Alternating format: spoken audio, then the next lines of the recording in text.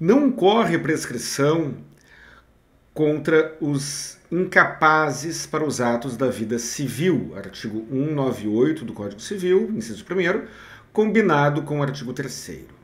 Mas vamos lá, na maioria das vezes nós tratamos este assunto sob a ótica de quem sofreu o dano. Mas vamos pensar do outro lado.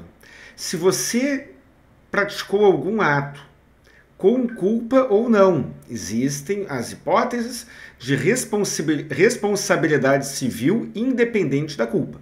Se você for responsável por algum dano ocorrido contra uma pessoa incapaz, ela poderá pleitear uma indenização por danos morais, por danos materiais, pelos danos que forem, e o prazo de prescrição somente começará a contar quando ela adquirir a capacidade para os atos da vida civil.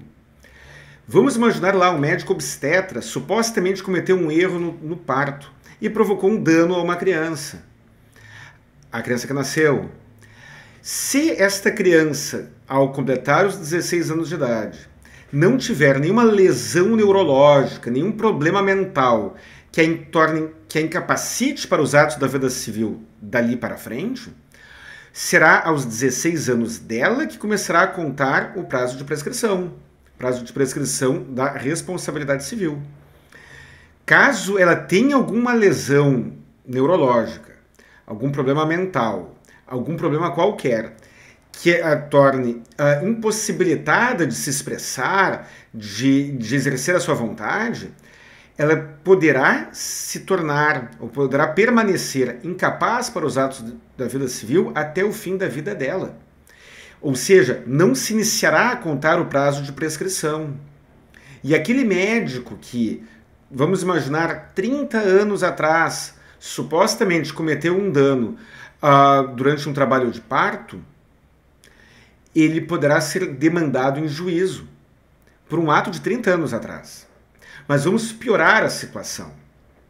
Tem um vídeo aqui no canal em que eu falo, e deixarei no card no final, da situação em que o ex-cônjuge paga a dívida do cônjuge. Dívida contraída durante a união, quando do regime da comunhão parcial de bens ou da comunhão universal de bens. Então vamos imaginar que você seja casada ou casado com este profissional. Estou usando o exemplo do médico. Você se casou com um médico obstetra, esse médico obstetra provocou um dano, supostamente um dano, numa criança que recém-nascida. Aí, você está casada com ele, pelo regime da comunhão parcial de bens. E aí, 25 anos depois, aquela criança descobre, já não mais criança, por óbvio, ou algum representante legal dela, descobre que sofreu aquele dano e resolve demandar em juízo. Mas por questões de conveniência pessoal, estratégia processual, talvez porque o médico já tenha falecido, talvez porque o médico não tenha bens, talvez não tenha bens o suficiente, não importa. Ele resolve demandar contra o médico e contra a pessoa que era esposa ou companheira dele na época. E esta pessoa pode ser você. E aí, você já está separada dele há 10 anos, 15 anos, quem sabe. Não tem problema. Você responde igual. Sabe por quê? Porque no regime da comunhão parcial de bens e da comunhão universal de bens, as dívidas contraídas durante a união pertencem ao casal. E isso inclui aquela ação de dano moral que foi ajuizada muito tempo depois da separação por um ato que aconteceu durante a união.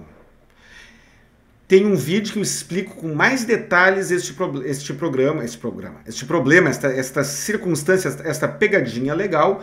Recomendo que assista. Um grande abraço e até o próximo vídeo.